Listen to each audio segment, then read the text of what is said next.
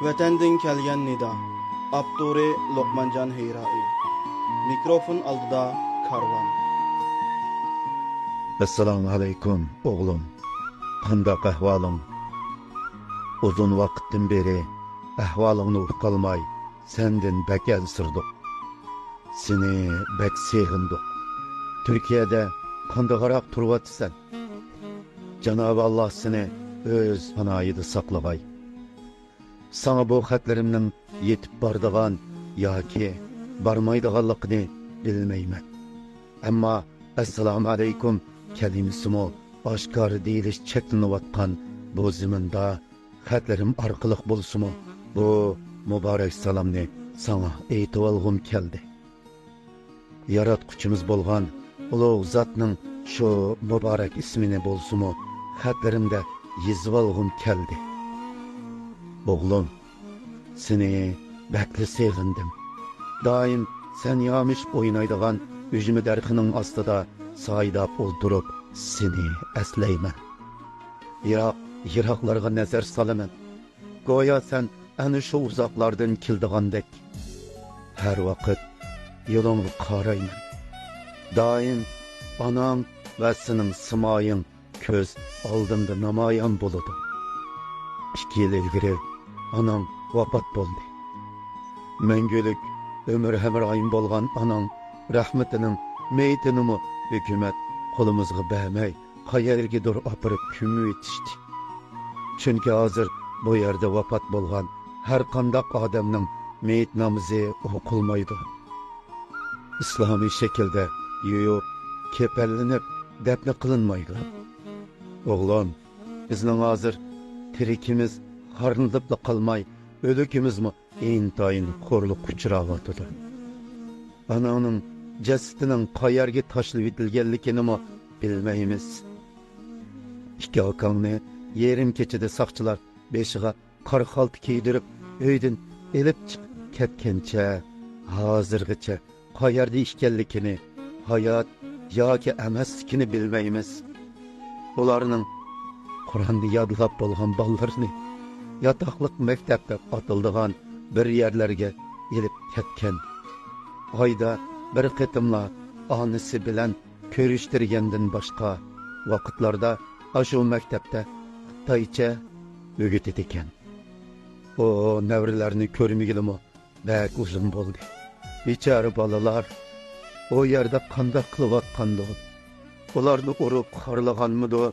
O pericinimni söylep yürüp, balalarının izdelikide kılgan bolsam mı, onlarının kayısı mektepte okuyduğanlıqını bilelmedim. Anlaşlar qarğanda, onlar okuvatkan mektepte Uygurca sözleşiş çeklindiğen bulup, navada esidi yok, birer eğiz gepni sözlep kalsa, kat cezanlamış. Açanın yoldaşı, Ömer akanımı sakçılar soraydıgan gep bar dep, elip çıkıp ketkençe, hazırgıç kuyup vermedi. Anlasam, o biçari köy oğul 25 yıllık türbüge hüküm kılınıp demiş. Salametligi esildilli yaxşı bolmagan Ömercan'ın o yerde qandaq turvatqanlıqını bilelmedik. Hazır türmüge birersini yoklap berişqini cüret kılalmayımız. Açanın uyga hazır 40 yaş etrafıda. Ben Xitay erine koşmak tuqqan qilib akirib qo'ydi. Qılalmagan işlerini qilib berdi degan bahane bilen yo'ldish yo'q har qandaq ayolning uyiga birdan Xitay erine koşmak tuqqan qilib qo'yib Navada bununla qarşılık qilguvchilar bolsa jazolandı. Sığlığını anan hayat vaqtida to'yni qilarmiz deb o'ylagan. Ammo anan tugab ketgandan keyin uzun o'tmay 35 yaş etrafidagi bir Xitoy uyga elchi bo'lib kirdi. Amdila 18 yaş kirgan kichik qizni onun bilan to'y qilishga majburlayotdi. Men unumusam, unumay kanat kadrlari menga nasihat qilib, sağlığını o Xitoyga yot qilishga ko'ndirmoqchi bo'ldi. Men her qancha bo'lsa-mu bu to'yga qo'shilmaydiganligimni aytdim. Ahir ular meni gepimga ko'ndirolmaydiganlikqa ko'zi yetib soqchixonaga apardi. Soqchilar meni 20 minut soat yo'lvasi o'rindiqda o'ltirg'izib qattiq qiynadi. Ammo men har qancha bo'lsa-mu bu ishga qo'shilmadim. Oxiri bir soqchi beqinimga tok kaltiki bilan bir qanchani urishiga boshimdan ketibdimi. Ko'zimni ochsam badallarim tayoq zarbasidan ko'kirib ketib, beqinim shu kundan boshlab qattiq og'rib faqat bo'lolmadim. Soqchilar meni bir necha kun uyda davolanishimga ruxsat qilib qo'yib berdi. Hozir uyda yetyapman. Ammo sog'liqning to'yi majbur bekitilib bo'lindi. Mushu oyning 31-kuni bo'lmoqchi. O'g'lim, mana bu bizning hozirgi ahvolimiz. Mana bu sening ona vataning Sharq Turkistondagi barliq oilalarning hozirgi echinishlik ahvoli. Bu xatning sana yetib berishni Janob Allohdan tilayman. Balki sen bu qurlarni o'qiyotgan ashu minutlarda men bu dunyo bilan allabirun qo'shilishib bo'lgan bo'lishim mumkin. Bilaman. Mening ko'p vaqtim qolmadi. Ham bu ahanat, bu xo'rliqlarga shohid bo'lib qolgandan ko'ra, singlimning to'yi bo'lib bo'lguncha mehribon Allohning mendan omonatni vaqtida elishini, meni onamning qishig'i elib ketishini tilayman. Jinim balam, asli mening seni bir qatim bo'lsin-mi ko'rib olg'im bor edi. Lekin bu dunyoda sen bilan didorlashish endi bizga mumkin bo'lmaydigan o'xshaydi. Sana vasiyatim shu bo'lsinki, sen bizni hargiz unutib qolmagin. Yurtdoshlaringni, mahallada billa o'ynab chung bo'lgan do'stlaringni hargiz unutib qolmagin.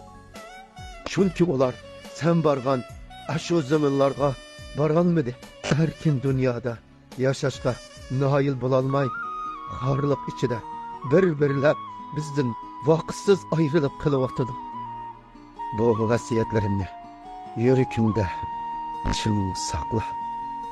Jinim balam. Sen aka-inilaringning, ot-sing'illaringning qisosini cho'qim olgin.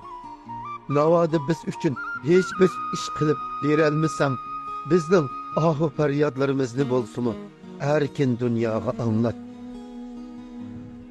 21-asrdagi bugungi kunda vahshiyona qirg'in qilinayotgan, dafsanda qilinayotgan bir millatning ichinishlik tragediyalardan dunyo xabarsiz qolmasin. Bir necha kundan beri to'xtamay onam tushimga kiryotdi. Balkim mening vaqtim qolgandi. İnşallah onam bilan ikkimiz jannatda uchrashimiz. Jinim balam. Jinim balam. Namozlarini vaqtida o'qigan, Qur'on o'qishni o'zingga odat qilgan. Bu yerda hozir bundoq go'zal bir ibodatni qilish bizlar uchun bir cho'ng ne'mat hisoblandi. Ben de razı bo'lg'in o'g'lim. Men senda rozi. Ammo bizning qisosimizni elishni hargiz unutib qolma. Elvida o'g'lim. Seni Alloh topshirdi.